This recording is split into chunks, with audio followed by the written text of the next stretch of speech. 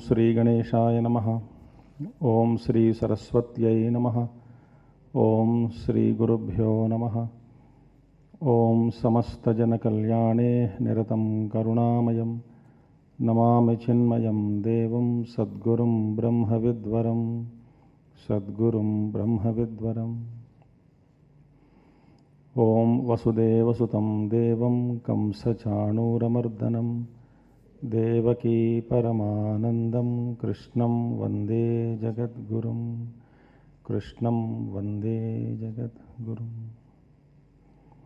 Very happy to be here after some time.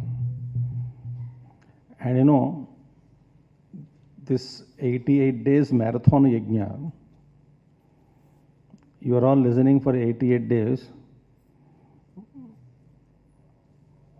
You maybe realized on 88th day. Who knows?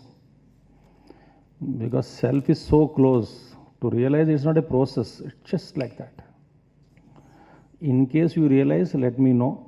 You can call me and inform me. Okay. 4 chapters you have heard. Wonderful. As I was entering, I got doubt whether it is 5th chapter or 4th chapter. I said 5th chapter only. Very good. Thank God. Now see, we will in these 4 days, we will see only the, of course, slokas we chant, all slokas, 29 slokas. But we have to see only the concept of karma sannyasa yoga. That's it. And I know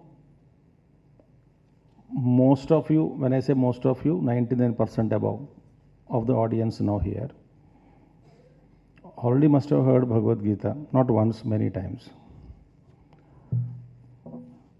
So, subject is not new.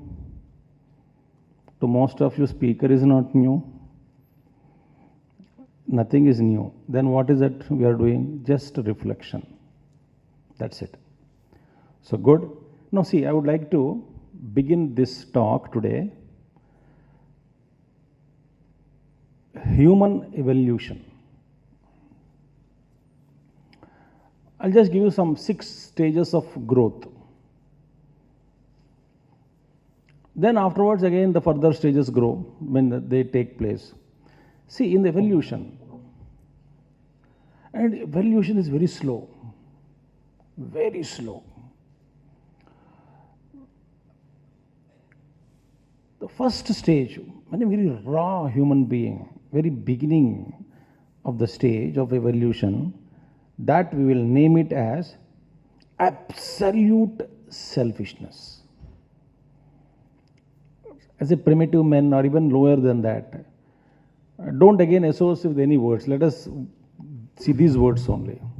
Absolute selfishness. To such an extent that no wife or husband or children, nothing. Absolute selfish and worldly existence. Nothing. I want nothing. As Gurudev said, even there is sacrifice between me and my wife, I will leave my wife, but I am more important. So from that stage, slowly he will grow. And in this absolute stage, mein kya hai? I forgot to tell you. In between, Hindi will come. You know, wahan pe na, in Noida, all talks are in Hindi only. Only I kept morning talk in English for myself. Otherwise, I forget English also. So all talks are in Hindi. So in between the Hindi comes out. No? Don't get angry with me. So it's a beautiful language. Those who know, knows. So many scriptures are in Hindi. I am enjoying. So many people, Chennai, Andhra, they'll say, Swamiji, Hindi lirika ama. Apdiya. Immediate puncture. Tamil I don't know. Telugu, no language available. Only in Hindi available. So in case it comes, don't get angry. So absolute selfishness. In this first stage, shrewd in thinking, rude in behavior. All for me. Very shrewd.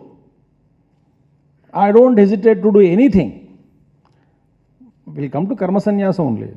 So don't get unnecessarily agitated. So first to become agitation sannyas you de do, then baad mein dekhenge. First one. Second thing is slightly, very slight, rudimentary stages. He becomes slightly emotional. Sometimes as though he is living to the emotional world, awakening to the emotional world, slightly emotional. But is not a positive contributor to anybody, not to family, nothing. But slightly, somewhere, some rudimentary stage. And this itself is like sprout of growth. But still continues selfishness. And third is, slowly he grows. The selfishness is there, third stage. And at the extreme selfishness, he gains little mastery in it, in selfishness. And he discovers certain means. So the third stage is selfish and highly immoral, meaning he will start positively harming people around. You've seen so many people in the world positively harming people around deliberately. What is that by saying which the person next to me will get provoked or disturbed? Dictionary ढूंढ के I will take out that kind of a step. Selfish and immoral. So adharma, jivanam, completely immorality, and swartham. Swartham plus adharmam. Third stage. And then fourth stage is slowly he goes through different stages in between. And next promotion level, slowly after long journey, he reaches a fourth stage called selfish. Selfishness continues, but he is righteous, that is follows dharma, but only for himself. He says, I am selfish, but I follow dharma. Meaning what? I don't hurt anybody, I don't want anyone, I'll let the whole world go to the dog, but then I follow certain rules ethically, I work hard, I follow dharma, but I'm extremely selfish. Here he respects ethic, is very ethical and moral, but very selfish. He respects values. So other four stages. Selfishness is there, but dharma jivanam, dharmika jivan. Fourth stage. And slowly he evolves, somewhere still he awakens in the evolutionary process. Then fifth stage is the definition of self, selfish, the self expands. So far he is not expanded, not included the family, extended family, society, and relatives, society, nothing. But the selfish the self which is there, he expands. So me and my family, me and my friend circle, me and my relatives, that's it. Beyond that, no. So, but then here what he calls in the intermediate ranges, he started becoming unselfish. Absolute selfishness too, he started becoming unselfish. At least for parivar, for family's sake, okay, I will sacrifice. For my wife and children, I sacrifice. For my friends and relatives, I sacrifice. I am more happy if they are happy. Very slow evolution, I tell you. This itself takes some lives to reach this state. We don't know. Thank God, we don't remember anything of our past lives. Otherwise, journey, if you remember, no, you get into coma directly. My God. Madness. Mahatmas say, to teach you one value, you may have to live 90 years, 80 years. Just one value. The whole life is only for one value. Horrible. And then this self expands, and then dharma and unselfishness. And then this selfishness goes, and then this unselfishness increases, and dharma plus unselfish. And this grows and grows and grows and expands and expands and expands, so much so that I am very righteous, As Tulsidas ji says, Dharmate birati jogute jnana, jnana moksha pradabhed bakana. Dharmate birati. He says, very beautiful praman as a measuring rod. He says, if you have lived a life of righteousness, you will get vairagya at the age of 60 or 70. If you have not lived the life of dharma, you will not get vairagya. More tension increases. More age, more tension. More age, more stress and more strain. So dharmate birati. And then dharmate birati, how when we follow dharma, we get vairagya. Interesting.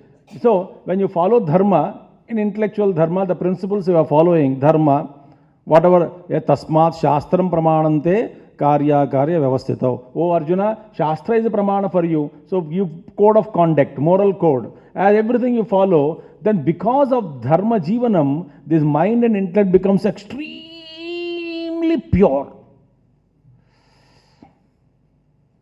When these two become extremely pure, actually we are watching the world only through M&I, not the physical eyes. We are perceiving the world outside not exactly through indriyas alone. But what exactly we are seeing with the help of M&I? Through M&I only, we are seeing outside the Golaka Indriyas, and through which we are perceiving the OET. When extremely pure mind and intellect is become uncontaminated, Bhagavan Krishna says, when he has no raga and dvesha, is a real sannyasi, jnayasya nitya sannyasi. We will come to that sloka. Extremely pure, and therefore the true nature of the, meaning M&I, like two goggles, clear, crystal clear. There is no blindness, color blindness, nothing, no blindness. So crystal clear glasses, spectacles. I see the world as it is. Now we don't see the world as it is, because it is colored by my perception, by mind and my intellect. Love, hatred, so many emotions play. We are not able to see. Why? Because how can you say, sir, Swamiji, how can you say that we are not able to see the correct perception? How dare you say? On the very first day itself of 4 days yajna. Only because if you have seen, you will not be here. Very simple. Very beautiful thing. Dharmata birati, because the steps are, and pure becomes when I see the true nature of the outer world, immediately it results into vairagya.